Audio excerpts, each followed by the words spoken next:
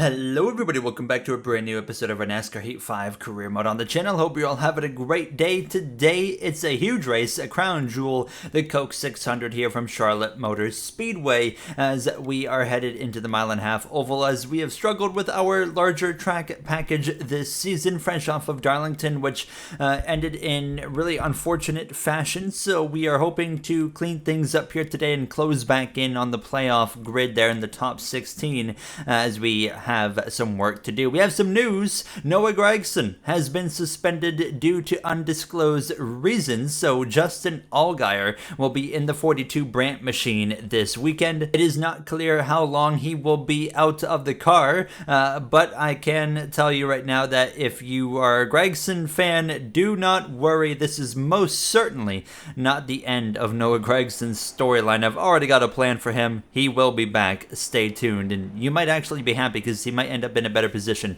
long term than the 42 car. We roll up though to Charlotte Motor Speedway here now in the number 16 Razor Chroma paint scheme. Of course, if you watched the last episode, you would know that Razor has hopped on board with Colleague Racing as well as Hendrick Motorsports, specifically on the 24 car of William Byron, and we are both representing the Razor colors here tonight under the lights. So we got the Razor Chroma. Byron's just got normal Razor. You'll see the green and black paint scheme out on track as well, as we were pretty happy with how the car was driving in practice here early on in the weekend, and you'll see my practice laps there. First, quickest lap being lap 3 of the practice now, as we would focus in on qualifying here now and see what we can do with this Razor Chroma machine now, as we, of course, like I said, coming off of a really rough effort there in the last episode from the Darlington Raceway, and hopefully we can just pick things back up here today. So we head down into turn 1 and 2. You want to be right there on that blue line, and of course push wide on the exit, open up the wheel, and we do exactly that. So no K1 and 2, but turn 3 and 4 as we head down into the corner. Not quite hitting the apex the way I would like to, but we have a decent corner. We exit 4 down the front straightaway though for the final time, and we're going to cross the stripe, and it's going to be a 30.589. That will put us P29, so a really rough qualifying effort here, but I'm confident we have more race pace than we do qualifying pace here today now. As you can see, Justin Allgaier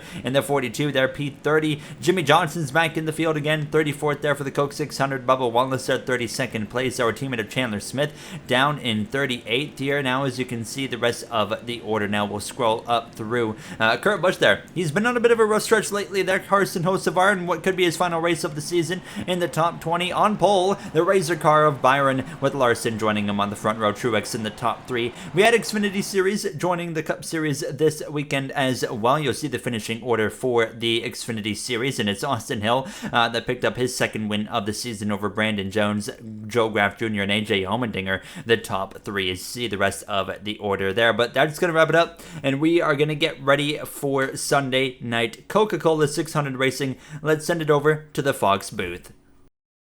Welcome, fans, to the Crown Jewel Coca Cola 600. 4 stages are set to determine the winner of this 2023 edition.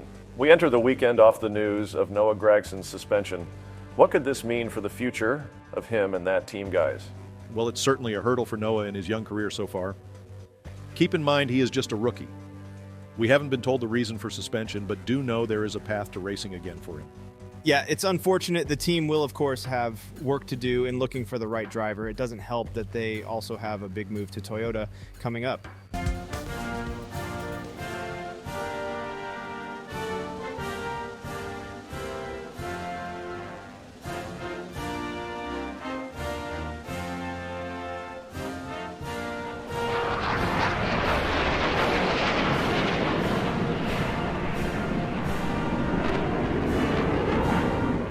All right, Gary, I'm confident we'll have really good pace tonight.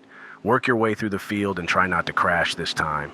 Yes, sir. Thank you guys for the car, and yeah, we don't have the qualifying result to show, but I'm confident too. We are ready to roll then here from this Coca Cola 600. Now, it's a long, grueling race, 100 laps, 4 stages, not 3.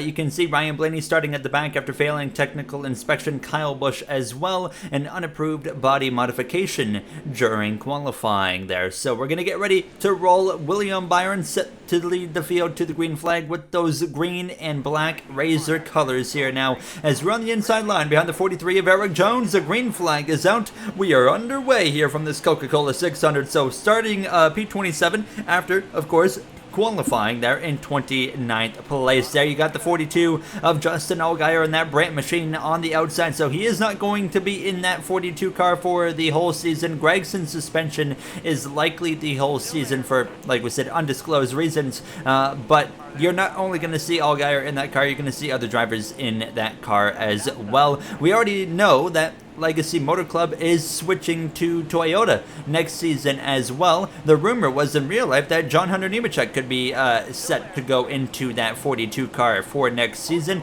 However, we already have a path for John Hunter. He'll be driving the 67 car for at least one season going into 2311 racing. That is at least the current plan. However, the recent developments with Noah Gragson could maybe change things up there, so we'll have to wait and see what's going on. We continue on though. We were slicing through the positions right off the bat. Lap 3, now lap 4 up the inside of Suarez. There's Carson Hocevar going backwards, passing him. We had already made up 10 positions as we would get past the 17, a Busher down into turn 1. One of the bubble drivers, of course, Martin Truex Jr. out to an early lead here in these opening laps in this Coca-Cola 600. Caution going to come up for the first time here today. You notice there's no replay cameras, so no replay cameras in stage 1 because there's such a difference between the lighting in stage 1 and the replay lighting, which takes it from the end of the race, so that's why you're not seeing any of the replay cameras so far. Nobody's going to come into the pit lane here, so we are going to stay out. Actually, you do see Bubba Wallace come into the pits, but he is the reason for the caution, and also it's day over for Bubba Wallace there, so very unfortunate for that number 23 car as we're set to get back underway. So a really great start to this race to gain 10 positions here in just about 5-6 laps it was, but Truex out in front. Last episode, Darlington, another engine malfunction for that 19 car in what has been a season of speed but a season of horrendous luck. We still don't know where he is going, of course, if he is going to stay in the 19 next season or if he's going to retire. So one of those two options. Of course, in real life it has now been announced he is returning, so we'll see maybe within the next couple of episodes what his plans are here in this NASCAR Heat 5 career mode. Here we are though, looking up the inside of that Napa Auto Parts Chevrolet of Chase Elliott, last episode's winner there from Darlington, his second win on this season, but Elliott early on going backwards. Now look at my rear view mirror, Kyle Busch, who started at the back after some inspection issues.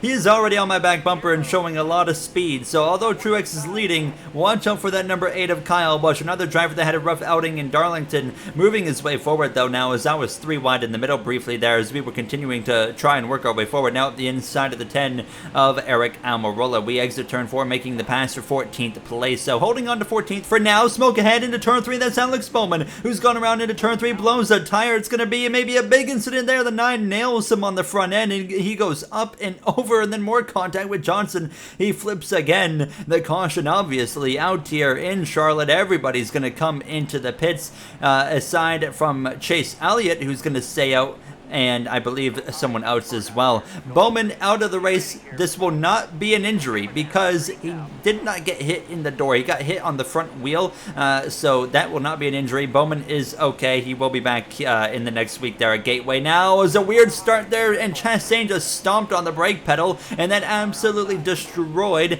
all forms of momentum that I had in my car. We at least hold on to the 20th position as Truex continues to lead here as we're up the inside of that number 2 of Austin Cindric there, and we would just continue to go forward, passing Kyle Larson, getting past the 51. That was the other driver that stayed out. So Elliott and Brennan Poole stayed out on the track, and they would pay the price. Elliott, who doesn't quite have the most speed here tonight, going backwards there on old tires as well, and we were up into 15th place until Kyle Larson would get at my inside, of course, and make an easy pass on myself down into turn 1. Christopher Bell now taking over the lead late in stage 1 now as we continue down into turn 1. There's the 2 of Cindric passing me on the inside now as we exit turn 4. We were all over the back of him and Harvick as we were approaching just the final lap of stage number 1. Keep in mind, 4-stage race, so they're all split up about evenly, about that 20 to 23, 24 lap area basically now, as it's not going to be stage points here in stage 1, but considering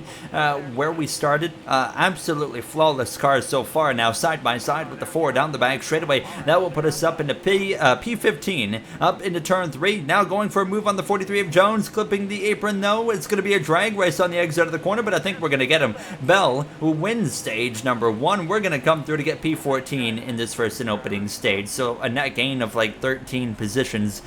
We will absolutely take that there. Larson, P12, as you just saw, Bubba Wallace, P11, and Joey Logano there in 10th place, the final stage point with Chastain up there. Ty Gibbs, Tyler Reddick showing a lot of pace. Toyota in general, 1, 2, 3, 7, and 8. So Toyota's looking really good. RCR with Kyle Busch and Austin Dillon both in the top 5 after Kyle Busch started at the back of the pack. So there's clearly a lot of pace in that number 8. We're getting ready now for stage 2. The sun has fallen, and we will now have the replay cameras, as the difference between now and the end isn't too drastically different. We're back underway here from stage number 2 of 4 in this Charlotte Motor Speedway Coca Cola 600. Larson, Wallace there on the row in front of us. Chastain, Logano on the row in front of them. Behind us we got Jones and Cindric side by side as we come through turn 1 and 2. Bell in command here now. We've talked about it a couple times. I don't want to jinx him. I'm knocking on my wooden desk right now just for him.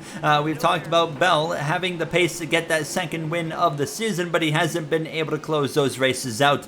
But honestly, I think Christopher Bell, although sitting at 1 win right now on the season, might be the strongest driver in the field currently in the opening part of this season. So definitely a driver that we have to pay a lot of attention to, and someone that could really sneak his way into the Final Four at the end of the season. Definitely now, as you can see myself struggling to get past this 23 McDonald's Toyota Camry of Bubba Wallace here on my outside down this backstretch. He would get clear of me down into turn 1 laps 3 now as I try to send it back up the inside. Just not enough pace. So the 2 of Cindric as well having a good run tonight going around my outside, and he would bring his Penske Racing teammate of Ryan Blaney with them as well. So really struggling here to be able to make some ground up now. So we would fade back to P15 and we can jump straight through to lap 11 and still running in 15th place, but had a nice gap on the cars behind me at this point, so I was able to kind of settle in, but we were starting to roll our way forward, running down Chastain. Both Trackhouse cars been very strong lately, but tonight both of them outside of the top 10. Suarez having a really rough run after having great runs recently with the win in Dover, a top 10 run,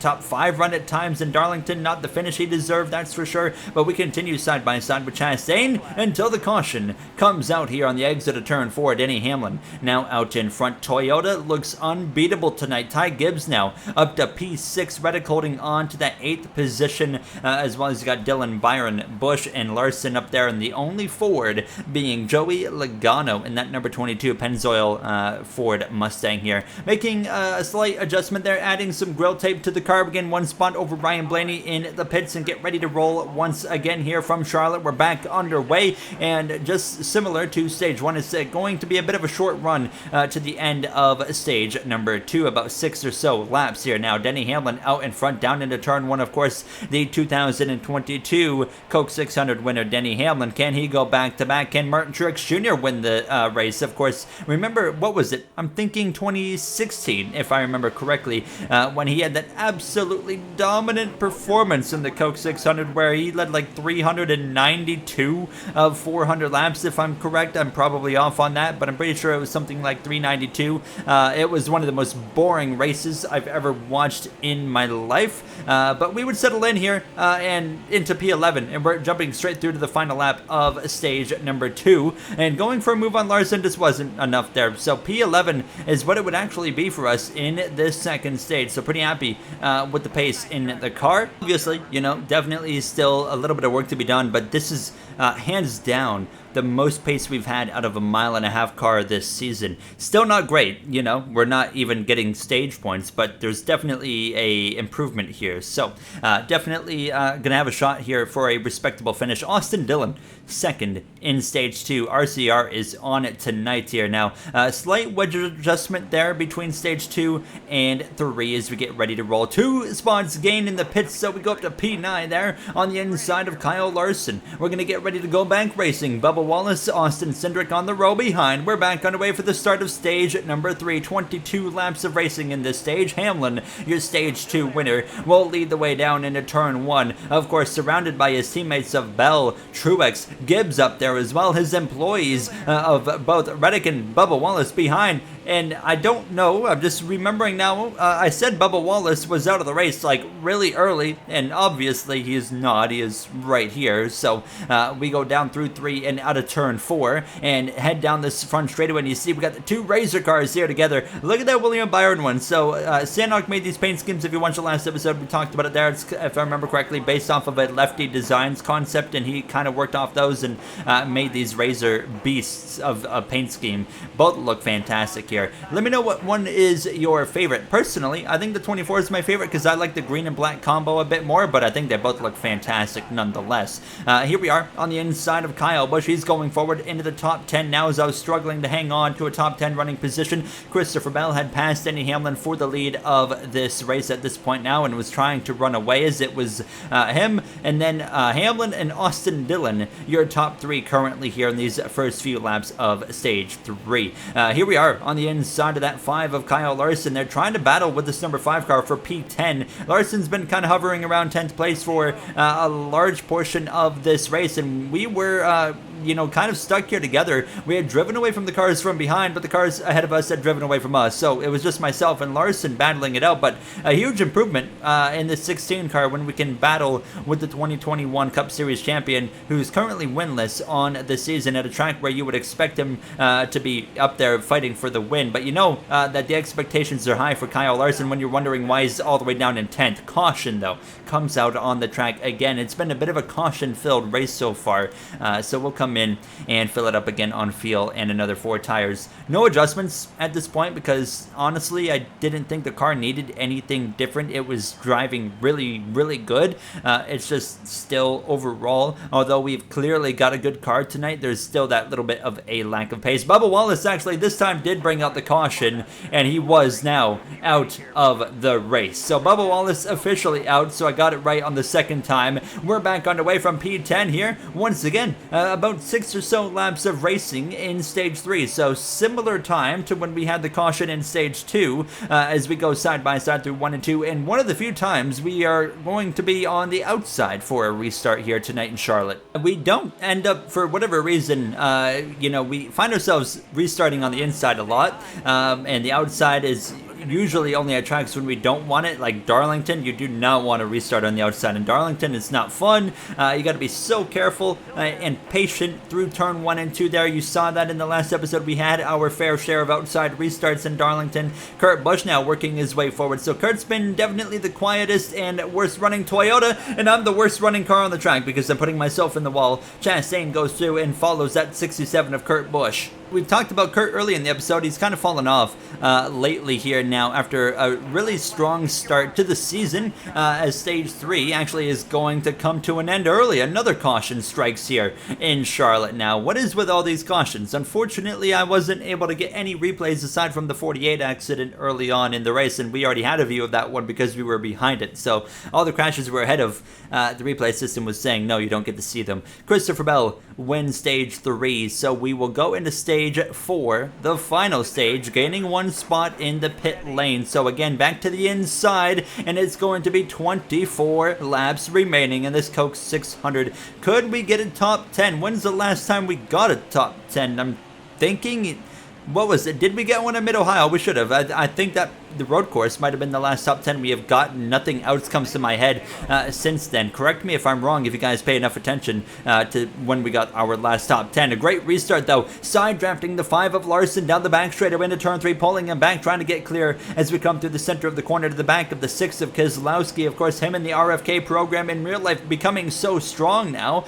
and as well in the game really showing up here. However, that 17 with a bit of a rough run tonight there. Chris Buescher, of course, in that Mustang, but Keselowski Keselowski having a pretty competitive run as I briefly tap the back of him and kind of give him a speed boost through 1 and 2. But we hold on to P12 right in front of that 67 again of Kurt Busch. Now we'll see if he can pick it up here as the season goes on, or will he continue to fall off? We'll have to wait and see what happens. Approaching lap 80 of 100. Christopher Bell still out in front here. Now as we were closing in on the back of the 6 of Keselowski, the 2 of Cindric was closing in on the back of me. Now 20 laps remain in this prestigious Crown Jewel race. Now as we head down into 1, right on the back of that Castrol Edge Ford Mustang. Now we would look to the inside as we head down this back straightaway into turn 3, but the 2's going to stick his nose up my inside. We're 3 wide through the middle, nearly some contact there, but we keep it contact free with both cars. We continue at a turn 4, looking to get clear and hopefully see the front bumper of the 6 at the line. Yes, we do, so clear. Now going down to 13th, but back to 12th immediately here after getting passed by the 2, but passing the 6 now as the 67 of Kurt Busch was looking to follow through. Lap 86, 15, approaching 14 to go, kind of just chilling here in P12, trying to run down Austin Cindric, and we were getting a little bit closer, but it took a few laps. Lap 90, approaching just 10 laps to go. Christopher Bell in control, looking like that second win. I think it's going to happen here tonight, but he's going to have to face a restart. The caution flies approaching the final 10 laps. Bell, Austin Dillon, Kyle Busch, Truex, Hamlin, your top 5. No, Truex would love to get a win to get himself into the playoffs. However, if he can just finish top 5 with the night he has had, I think we're going to see him towards the bubble. Kyle Larson lost 5 positions in the pit lane after a top 10 run all night long. So say goodbye to the top 10 for Kyle Larson. We're back underway now. 7 laps of racing remain here in Charlotte Motor Speedway. Chastain just behind with the 14 of Briscoe on his outside. Where did Briscoe come from? We haven't seen him all night long, and here he is in the top 15 battle now. A great launch out of turn 2 alongside that Monster Energy Toyota Camry there of Tyler Reddick. 2 monster cars in the top 10, all 3 in the top 15. Down this back straightaway into turn 3. Bell goes to the top, leaves the door wide open on the inside for Kyle Busch in the 8 now. Second in line on the outside is the 3 of Dillon. First in line on the inside, his teammate Kyle Busch as we cross the stripe. 6 laps to go, trying to get clear of this 45 as we head down into turn 1. Now we took right side tires on that last pit stop here. Will that play a role in how this car is going to drive? Because the balance immediately right there, you saw me lose some time. The balance kind of felt off on that 2 tire stop here. And look at this, here comes a 5 of Kyle Larson going around the outside. Did he lose 5 positions because he took 4 tires? You have to wonder, as he is just whizzing by us all. Here comes the 6 of Keselowski as we head down into turn 3. Bell hanging on to the lead, in control of this race, but the balance felt absolutely terrible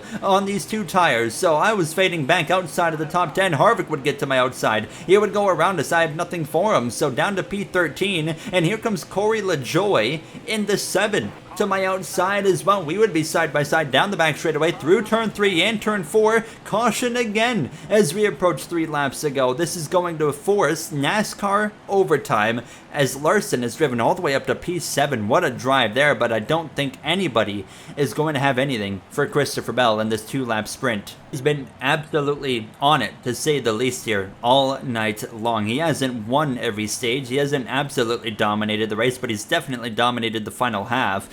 So we're going to get ready to go green for NASCAR overtime, and I'm not feeling very confident about a top 10 now. The balance just felt quite a ways off in the handling after the 2-tire pit stop. We're back underway here now. NASCAR overtime from Charlotte in the Coke 600. That's 2 years in a row. Of course, last season, 2022, it went to overtime where we saw the drama, of course, with the big crash right up at the front of the field, of course, approaching the final lap. But we ended up seeing Hamlin win that race alongside Kevin Harvick here as we exit turn 2 down the back straightaway for the penultimate time now. Keselowski has an opportunity to get down to the inside if he wants it. Will he take it? Well, he doesn't, and we fill that hole. And Bell in control again through 3 out of turn 4. He's bringing his teammates of Hamlin and Truex with him as we approach the final lap in this Coke 600. White flag in the air. The race is official, and we have entered the top 10, passing Logano. We take it 3 wide with him, as well as the 45 of Tyler Reddick down into turn 1, trying to, of course, not lean on these guys too much. Hamlin's tucked in behind that 20. We continue 3 wide out of turn 2 down this back straightaway, but Logano's going to get clear of both of us now as we continue in a drag race race for P10 into 3 and 4 for the final time. Kozlowski just behind. We slide up the track though on the exit of 4. That allows Reddick to get the power down, so it's not going to be a top 10. Christopher Bell gets win number 2 on the season. It's a drag race to the line with Harvick. I don't know who got it, but we would end up P11, so that gives you your answer right there. By 1/1000th of a second, we beat the number 4 car by. So P11 as Bell and just Toyota have a flawless night here. Jimmy Johnson, P27. Allgaier in the 42 car in 29th place. And our teammate of Chandler Smith, one of the reasons for the caution there, as we will take a look at the standings before we wrap things up. In the next episode, we got Gateway, or WWT Raceway Worldwide Technology, whatever one you want to call it. That will be on the way. I'm pretty confident for that one, actually. So I am hopeful this Call League 16 will excel. But 4 drivers now with multiple wins on the season. We do close the gap to the playoffs, 19 points below the cut line, but look at everybody around us. Bowman drops out, Haley's still there, Truex has made big gains, Cindric as well, Buescher the last car in. It is going to be a heck of a fight. You know, we are already up towards race 15, so what, 11 races left in the regular season? That's not a lot of time. It's going to be very close, but that's going to be a lot of fun. That's going to wrap it up for me. I'll see you guys in the next one from Gateway. If you guys enjoyed, you know what to do. Thank you all, as usual, for taking your time out of your day for watching. I'll see you guys next time. Have a great day, everybody.